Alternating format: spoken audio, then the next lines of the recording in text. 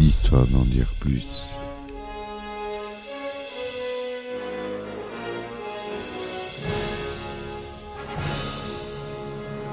Eh ben attendez, on est en France. Allez, cul sec. Hop.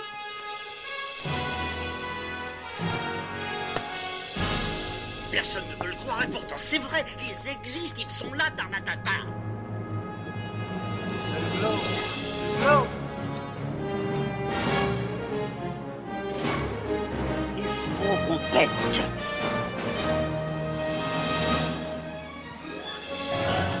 Voyons, circuit branché, convecteur temporel temporisé.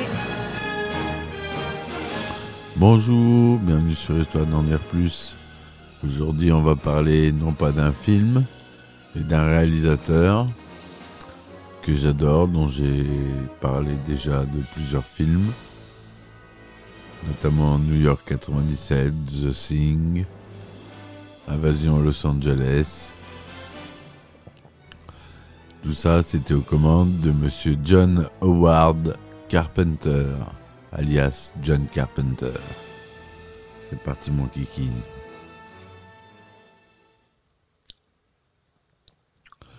Alors John Carpenter est un réalisateur, scénariste, producteur, compositeur américain, né le 16 janvier 1948 à Carthage, dans l'État de New York.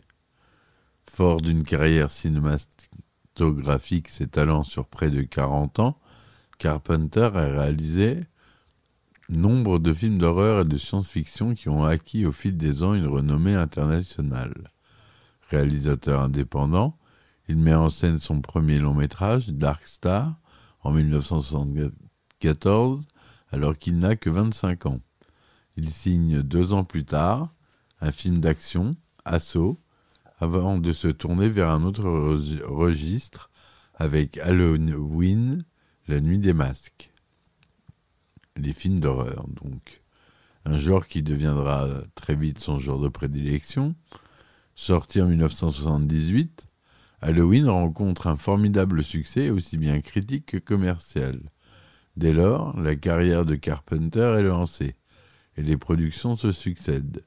Hollywood lui ouvrant par ailleurs ses portes grâce à son nouveau statut de réalisateur rentable. Fortement influencé par le cinéma des années 50, notamment par Howard Hawks et les films de science-fiction, John Carpenter est un réalisateur qui cherche à être invisible. Ses films se caractérisent ainsi par une réalisation des scénarios dépouillés, des montages secs et sans artifice, et une musique minimaliste. Metteur en scène polyvalent, Carpenter a d'ailleurs cumulé les fonctions les plus importantes chez la plupart d'entre eux. Réalisateur, scénariste, compositeur. Au fil de sa carrière, il a progressivement imposé son style dans le registre de l'épouvante et de la science-fiction, au point d'être considéré comme le maître de l'horreur. Et oui, c'est lui qu'on surnomme le maître de l'horreur. Aujourd'hui, nombre de ses films sont devenus des références du cinéma d'horreur et de science-fiction, notamment New York 1997, The Thing, Invasion à Los Angeles, L'Antre de la Folie ou encore Halloween. Si tous n'ont pas reçu un accueil critique favorable au moment de leur sortie, un grand nombre sont désormais considérés comme des films cultes. Carpenter étant lui-même reconnu comme l'un des metteurs en scène les plus talentueux et les plus influents de son époque. C'est lui aussi qui a réalisé Christine, basé sur le livre de Stephen Hawking.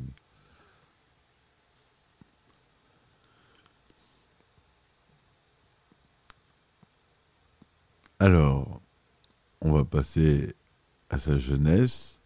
John Howard Carpenter, né à Carthage le 16 janvier 1948, il est le fils de Milton Jean et de Howard Ralph Carpenter, et dès l'âge de 4 ans, le jeune John découvre le cinéma grâce à sa mère, qui l'emmène à la projection de African Queen, un film d'aventure réalisé par John Huston.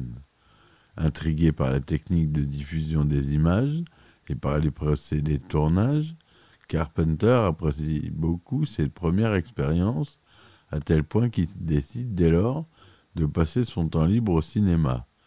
Visionnant 2 à 3 films chaque semaine, Carpenter assiste à toutes sortes de projections. Il se rend même aux matinees, ces séances qui proposaient dans les années 50 et 60 2 films pour le prix d'un durant l'après-midi. Carpenter désigne rapidement les films d'horreur, de science-fiction et les westerns comme ses genres favoris. Le Météore de la nuit et Planète interdite, notamment, auront une influence considérable sur sa cinéphilie.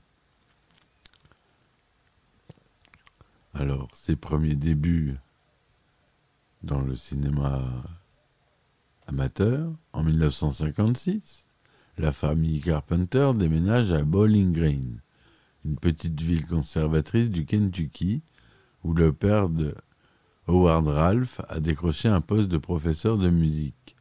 Carpenter est choqué par le caractère conservateur de cette commune, dont les habitants, très croyants et racistes, lui inspirent un profond sentiment d'incompréhension et d'isolement.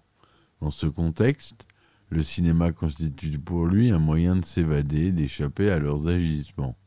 Je m'identifiais davantage au comportement des personnages que je voyais à l'écran, car certaines des croyances de la communauté dans laquelle je vivais. La même année, Howard Ralph offre à John la caméra 8 mm dont il ne se sert plus. Mu par un désir grandissant de réaliser ses propres films, Carpenter l'utilise pour tourner des courts-métrages d'horreur et de science-fiction. En 1959, il découvre Rio Bravo de Howard Hawks, un western qui aura un impact décisif sur sa volonté de devenir metteur en scène.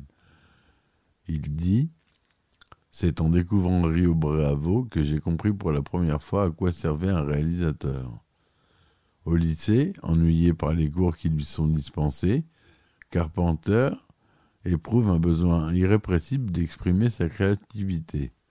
Délaissant ses devoirs, il rédige des histoires, des poèmes et publie 3 fanzines consacrés au cinéma. Fantastic Film Illustrated, dont il dessine lui-même les couvertures, King Kong Journal et Fantasme, avec un P. Il écrit également des bandes dessinées et tient une rubrique sur le catch professionnel dans une revue locale.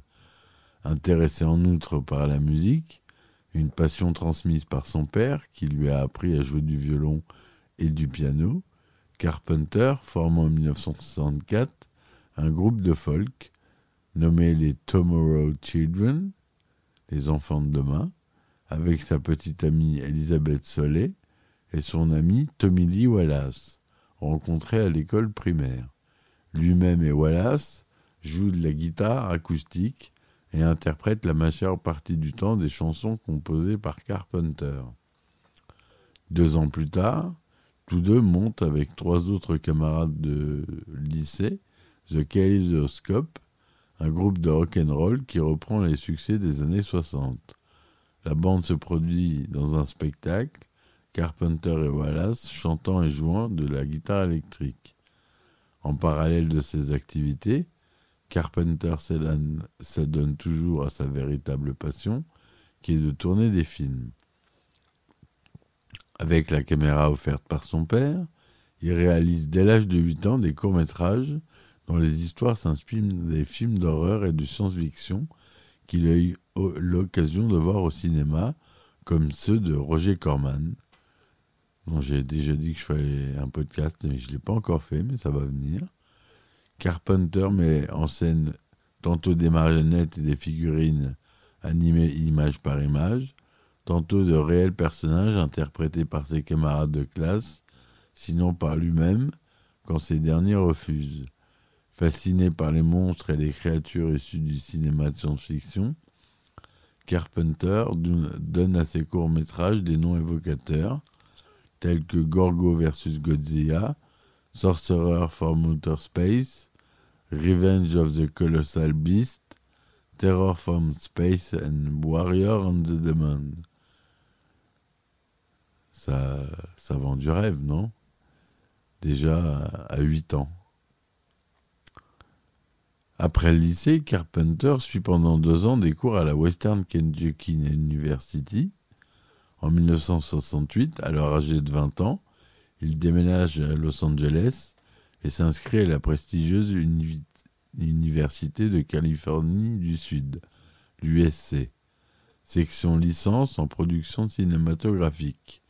Il s'agit d'une des écoles de cinéma les plus réputées des États-Unis. Carpenter y fait la rencontre de Nick Castle et de Dan O'Bannon. L'établissement entretient des liens très étroits avec Hollywood, si bien que certains cours sont assurés par des acteurs, des scénaristes ou des producteurs. L'université offre également aux élèves l'opportunité de rencontrer quelques-uns des plus grands réalisateurs de l'époque, comme Orson Welles, Howard Hawks, John Ford, Alfred Hitchcock, Roman Polanski ou encore Frank Capra. Pendant 3 ans, Carpenter apprend l'ensemble des techniques relatives à la réalisation de l'écriture du scénario jusqu'au montage, en passant par la projection et le mixage. Il avoue avoir tiré de ses 3 années d'études à l'USC un bénéfice énorme. En 1969, au cours de sa 2e année d'études à l'USC, Carpenter se voit offrir la possibilité de participer au film Des fraises et du sang de Stuart Hagman, mais il refuse car il ne souhaite pas quitter son école. Avec 3 camarades de classe, dont Nick Castle, il décide de se consacrer à un autre projet, intitulé The Resurrection of Bronco Billy. Il s'agit d'un court-métrage racontant l'histoire d'un jeune homme qui rêve de devenir cow-boy. Le film est réalisé par James Rockos, alors que Carpenter officie en tant que co-scénariste, monteur et compositeur. Il se charge également d'éclairer les plans. Soutenu par le producteur John Longenecker, Carpenter et ses amis financent le court-métrage de leur poche pour environ $3,000. En 1970, The Resurrection of Bronco Billy remporte l'Oscar du meilleur court-métrage en prise de vue réelle. Longenecker en vend une copie au studio Universal, qui le diffusera en salle, en avant-programme, pendant 2 ans aux États-Unis et au Canada. En 1971, Carpenter quitte l'école, diplômé. Son premier long-métrage, Dark Star, sort quelques années plus tard, en 1974. Il s'agit en fait de son film de fin d'études, sur lequel il avait commencé à travailler en 1970. Carpenter et son ami Dan O'Bannon souhaitaient alors réaliser une comédie de science-fiction dont l'histoire est centrée sur les membres d'équipage d'un vaisseau spatial chargé de détruire les planètes instables. Ils initient d'abord un projet nommé Planetfall, qui consiste en un court-métrage de 45 minutes, tourné avec un budget de $6,000. Toutefois, à sa sortie de l'école, Carpenter est approché par un producteur canadien qui investit suffisamment d'argent pour transformer son film, désormais intitulé Dark Star, en un long-métrage à part entière. Un autre producteur, Jack Harris, donne également des fonds pour que l'équipe tourne de nouvelles séquences. Après l'obtention d'une rallonge de $60,000, le film bénéficie d'un nouveau montage et il peut enfin être distribué en salle. Sur Dark Star, Carpenter cumule les fonctions de réalisateur, de compositeur et de producteur. Par ailleurs, il a coécrit le scénario avec Dan O'Bannon, qui plus tard coécrira le scénario de Alien, le premier, lequel interprète également l'un des rôles principaux.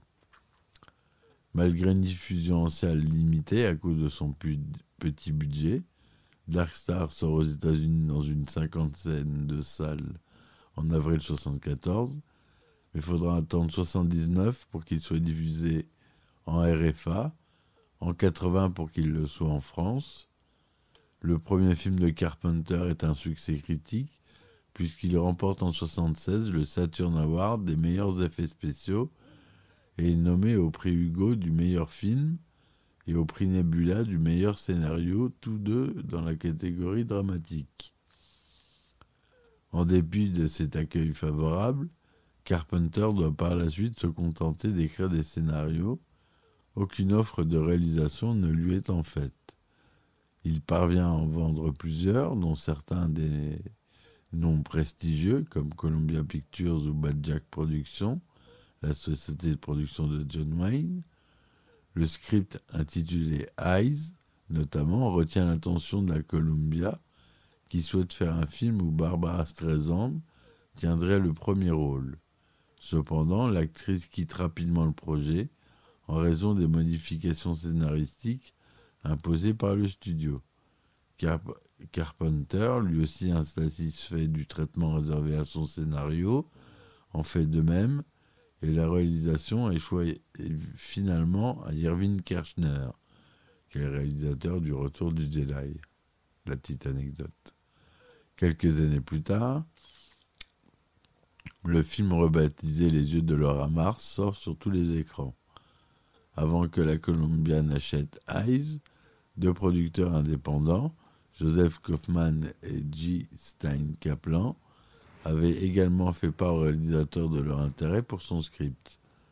En 1975, Carpenter le rédige en guise de dédommagement, un nouveau scénario qu'il termine en 8 jours. Le synopsis s'inspire fortement du western de Howard Hawks, Rio Bravo. Selon les dires du cinéaste, il s'agit en fait d'une adaptation moderne et urbaine du film. Si, au début, Kaufman et Kaplan souhaitaient chacun financer un film de Carpenter, ils décident finalement d'investir la totalité de leur argent dans ce projet, offrant en outre au réalisateur une totale liberté artistique. Ainsi naît Assaut, le premier vrai film de Carpenter. En plus du poste de réalisateur, il occupe celui de scénariste, de compositeur et de monteur, ce dernier sous le pseudonyme de John T. Chance, le nom du personnage incarné par John Wayne dans Rio Bravo. Le film marque aussi la première collaboration entre John Carpenter et Debra Hill, ici au poste d'assistant rédacteur. Tourné en 20 jours, avec un budget de $100 000, Assaut est en but à des problèmes de censure de sa distribution. La MPA, la Motion Picture Association of America, menace de lui attribuer la mention classement X, exclusivement réservée à un public adulte, si la scène montrant une fillette assassinée de sang-froid n'est pas supprimée. Se pliant à la volonté du MPA, sur les conseils de son producteur, Carpenter coupe la scène sur la copie qu'il confie à l'association. Malgré tout, le film est finalement distribué avec le montage original, incluant donc la fameuse scène. En dépit d'une diffusion une nouvelle fois limitée et de ses écueils avec la censure, Assaut est très bien accueilli en Europe, notamment en Grande-Bretagne et en Allemagne de l'Ouest, où il sera l'un des films les plus vus de l'année à sa sortie. Aux États-Unis, en revanche, le public se montre moins réceptif, alors qu'en France, le film rassemble 133 566 spectateurs. 2 ans plus tard, alors que sort en salle Les yeux de Laura Mars, Carpenter tourne pour la première fois pour la télévision avec Meurtre au 43e étage, un téléfilm dont il décrit également le scénario et qui est un hommage direct à Alfred Hitchcock, et plus particulièrement à Fenêtre sur cour. Durant le tournage, le cinéaste rencontre sa future première épouse, l'actrice Adrienne Barbeau, initialement prévue pour une sortie sur grand écran.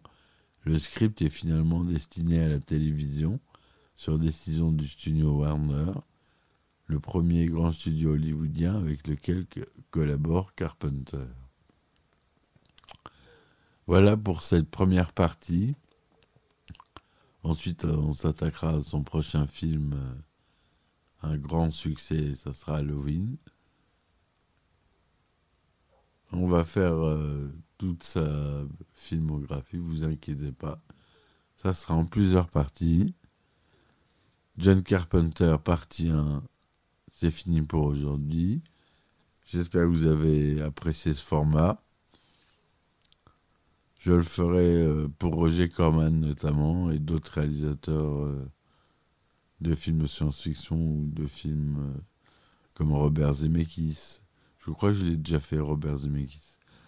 Au bout de 300, bientôt 260 épisodes, je me souviens plus de tout ce que j'ai fait. Enfin bref. Merci de m'avoir écouté, mes amis. Je vous dis à très vite pour un nouveau podcast, histoire d'en dire plus. Supportez-moi sur mes réseaux. N'hésitez pas, Patreon, Ulule, Tipeee, si vous en sentez à l'aise.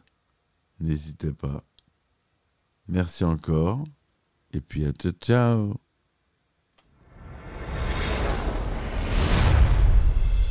Histoire d'en dire plus.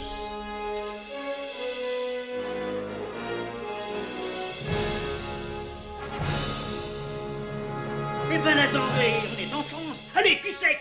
Hop.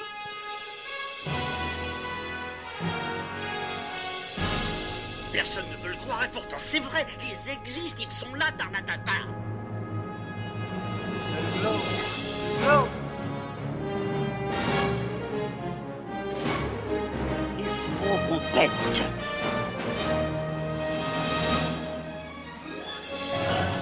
Voyons, circuit branché, convecteur temporel temporisé,